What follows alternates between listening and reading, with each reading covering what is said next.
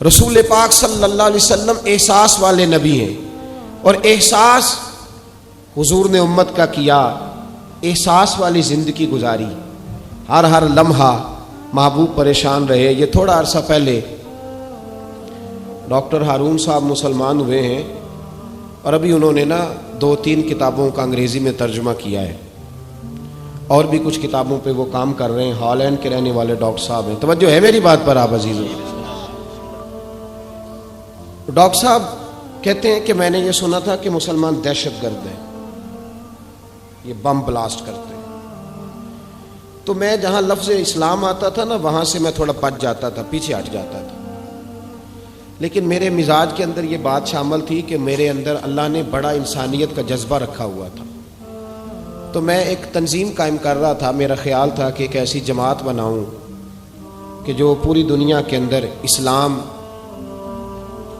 توجہ ہے میرے عزیزوں کی، کہتے میرا خیال تھا ایسی جماعت قائم کروں کہ جو پوری دنیا میں لوگوں کی خدمت کرے اور بغیر امتیاز کے کرے، اسلام والوں کی بھی اور غیر مسلموں کی بھی۔ لیکن مجھے بڑا دھچکا رہتا تھا کہ مسلمان سخت گیر قوم ہے۔ میں نے بہت ساری جماعتوں کا منشور اور دستور منگایا، اور میں نے کہا میں اپنی جماعت کا دستور لکھوں گا تو پہلے ذرا سارا میں مطالعہ کر لوں۔ ڈاکٹروں کا ٹیبل ہوتا ہے، اس کے اوپر شیشہ لگا ہوتا ہے، نیچے وہ جو چیز ضروری ہوتی ہے وہ رکھ لیتے۔ کہتے ہیں کہ مصر کے مولانا صاحب آئے ہوئے تھے ہالینڈ کے دورے پر، اچھی انگریزی جانتے تھے، تو کسی وجہ سے علیل ہو گئے۔ میرے پاس وہ آئے اور انہوں نے دیکھا کہ میں انسانی حقوق پر کچھ لکھ رہا ہوں، کام کر رہا ہوں، تو وہ دیکھ کر کے مجھے کہنے لگے کہ ڈاکٹر صاحب آپ کوئی تنظیم قائم کر رہے ہیں؟ میں نے کہا ہاں۔ تو کہتے انہوں نے ہلکا سا ٹچ دیا، زور نہیں دیا، اور ویسے بھی جو ہلکی بات ہوتی ہے وہ ذرا دل میں جلدی بیٹھ جاتی ہے۔ کہتے ہیں ہلکا سا ٹچ دیا، کہنے لگے اگر کبھی موقع ملے تو میرے نبی پاک کی بھی سیرت پڑھ کے دیکھیں، بس ہلکی سی بات، اور وہ جملہ چھوڑ گئے۔ اعلیٰ حضرت فاضل بریلوی علیہ رحمہ نے لکھا ہے ضروری نہیں کہ تم جو کہہ رہے ہو وہ منوا کے اٹھو، لیکن میسج ضرور چھوڑ دیا کرو۔ جب انسان کے ذہن میں بات ہوتی ہے یہاں سٹاک ہوتا ہے جب بات کا، تو جب وہ کام کرنے لگتا ہے تو ایک دفعہ وہ بات سامنے ضرور آتی ہے، کہہ دیا کرو۔ انہوں نے کہہ دیا کہ ڈاکٹر صاحب ایک دفعہ حضور کی سیرت بھی پڑھ لیں۔ کہتے ہیں میرے ذہن میں بات بیٹھ گئی، مصروف آدمی تھا، زیادہ تو نہیں میں مطالعہ کر سکتا تھا، لیکن میں نے ایک دن 10 منٹ گھر میں ملے تھے تو میں کمپیوٹر پہ بیٹھا، اور میں نے کہا کہ انگریزی میں جو کتابیں حضور سید عالم صلی اللہ علیہ وسلم کی سیرت کی ہیں ان کو ذرا دیکھتا ہوں۔ تو فرماتے ہیں کہ میں نے نیٹ پہ سرچ کیا، پہلی حدیث آئی اور میں کلمہ پڑھ کے مسلمان ہو گیا۔ حدیث کہاں ہے؟ سبل الہدی والرشاد میں بھی ہے، کنز المال میں بھی ہے، مسند احمد میں بھی ہے، ابن اسحاق میں بھی ہے، ابن اشام میں بھی ہے، اور شاید سیرت کی تمام کتابوں میں آپ کو روایت مل جائے۔ نبی پاک صلی اللہ تعالی علیہ وسلم کی حدیث اور روایت کرتے ہیں حضرت سلمان فارسی رضی اللہ تعالی عنہ، اور ساتھ ہیں سیدنا بلال حبشی رضی اللہ تعالی عنہ۔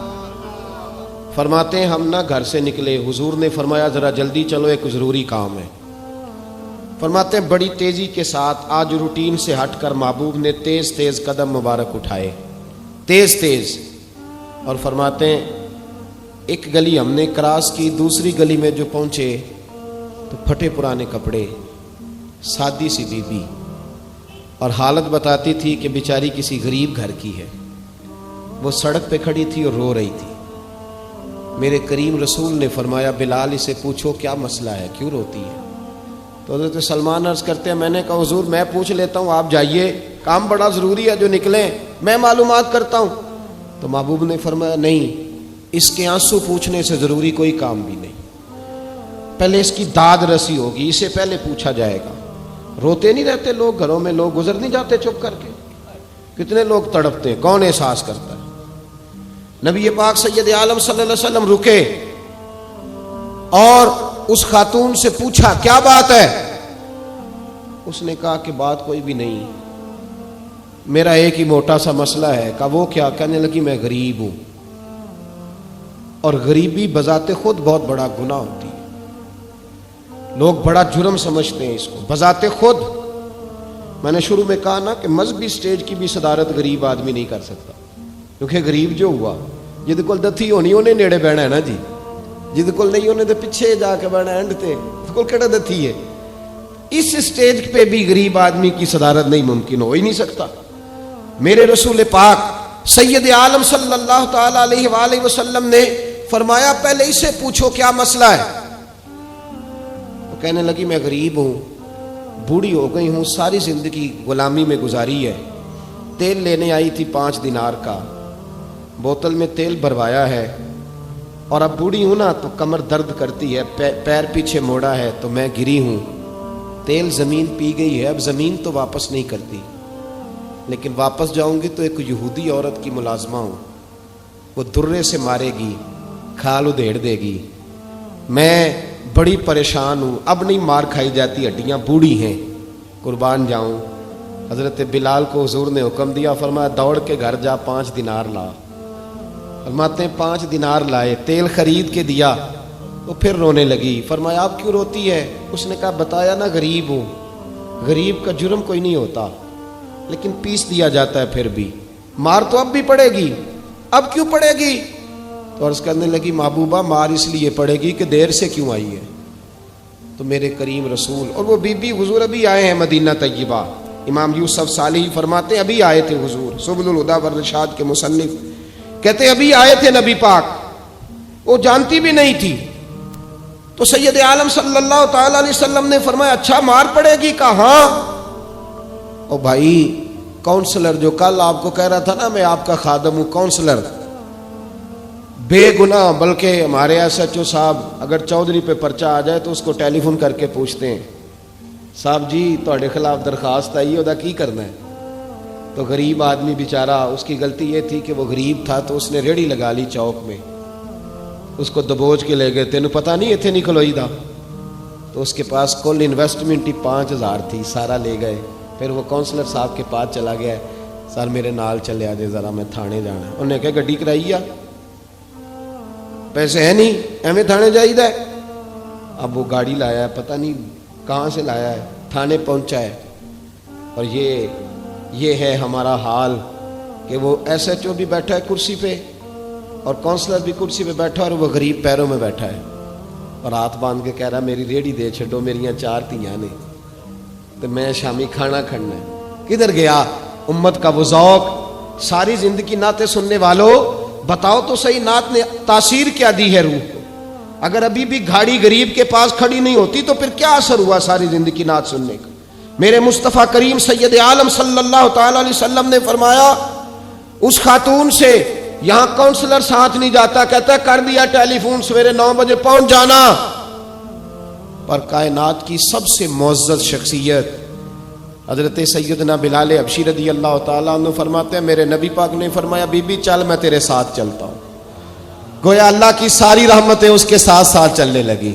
اور آگے آگے نہیں، ساری کتابیں پڑھ لو، وہ پھٹے پرانے کپڑوں والی بی بی آگے آگے اور اللہ کے کریم رسول پیچھے پیچھے، ساری گلیاں اس نے پھرائی، مدینے کی صحرا آ گیا، ایک دروازے پہ دستک دی، سے مالکن آئی، وہ بی بی بعد میں کہتی ہے میں بھی بڑی ڈاڈی تھی، طاقت ہی نہیں تھی میرے سامنے کو کھڑا ہو سکے، لیکن جب میں باہر نکلی تو میں نے نور کے حالے میں لپٹی ہوئی ایک عظیم ہستی کو دیکھا۔ فرماتے محبوب کے گورے چٹے رنگ کے اوپر کالی زلفیں اور محبوب پاک کی مقدس آنکھیں جب تک بات کرتے رہے نظریں زمین پہ جھکی رہیں۔ شرم و حیا والے رسول نے بڑے میٹھے، بڑے دھیمے، بڑے خوبصورت لہجے میں کہا، بریلی کے امام فرماتے ہیں نیچی نظروں کی شرم و حیا پہ درود، بڑے دھیمے لہجے میں فرمایا تیری نوکرانی ہے تیری؟ عورت کہتی ہے میں تو حضور کے جلووں میں محو ہو گئی کہ سادگی میں اتنا حسن میں نے دیکھا ہی نہیں، تیری نوکرانی ہے؟ کہا ہاں۔ تو میرے محبوب نے فرمایا بیچاری کی غلطی کوئی نہیں، اسے مارنا نا، اس سے تیل گر گیا تھا، نیا خریدتے دیر ہو گئی، رو رہی تھی تو میں سفارش کرنے آیا ہوں۔ وہ خاتون کہتی ہے کسی کی نہیں مانی تھی، پر محبوب کے جملوں میں تاثیر اتنی تھی، ککھ سواد نہیں مشری اندر، اساں کھنڈا بھی چکھ ڈٹھیاں، انہاں ساریاں شیواں نالوں گلاں سجن دیاں مٹھیاں، فرماتے ہیں نبی پاک صلی اللہ تعالی علیہ وآلہ وسلم نے فرمایا کچھ نہ کہنا. کہنے لگی نہیں کہتی، میرا وعدہ رہا، کچھ نہیں کہوں گی. اب میرے حبیب نے پھر نظر اٹھائی اور اس غریبنی کی طرف دیکھا اور فرمایا تو اگر کہے تو میں جاؤں، تو اگر کہے تو میں خود بھیک دیں، خود ہی کہے منگتے کا بھلا ہو، تو اگر کہے تو میں جاؤں. اس نے خراج پیش کیا تو چند آنسو گرائے. کہنے لگی محبوبہ جیسے بندہ نوازی. حضور نے رخ پھیرا تو حضرت بلال کہتے میں پیچھے رہ گیا تو وہ دونوں بیبیاں دوڑ کے میرے پاس آئیں. کہنے لگی بتا تو صحیح ہے کون، یہ بتا تو صحیح کون تھے. تو حضرت بلال کہنے لگی تم نہیں جانتے. جناب بلال فرمانے لگے یہی تو ہیں جنہیں اللہ نے سچا رسول بنا کے بھیجا ہے. بیبیاں دوڑ کے آئیں. کہنے لگی محبوبہ دروازے تک آئے ہو تو خالی تو نہ لوٹاؤ، مہربانی فرماؤ ہمیں بھی کلمہ پڑھا دو. ڈاکٹر ہارون کہتے ہیں وہ بیبیاں وہاں کلمہ پڑھ رہی تھی اور میں حدیث پڑھ کے کلمہ پڑھ رہا تھا. بھائی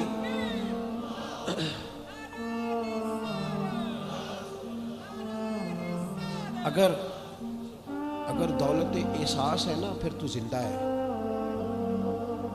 جو زندہ ہوتا ہے اس میں لچک ہوتی ہے، جو مر جاتا ہے وہ اکڑ جاتا ہے. اگر زندگی ہے تو پھر احساس ہونا چاہیے. اگر تیرے اندر زندگی ہے تو پھر احساس ہے، اور اگر تیرے اندر احساس نہیں رہا نا تو پھر زندگی زندہ دلی کا نام ہے. مردہ دل کیا خاک جیا کرتے، احساس سے مروت پیدا کر. تھوڑا سا دائیں بائیں بھی دیکھیں، تھوڑا پلٹ کر بھی دیکھیں کہ کہیں آپ کی ضرورت تو نہیں.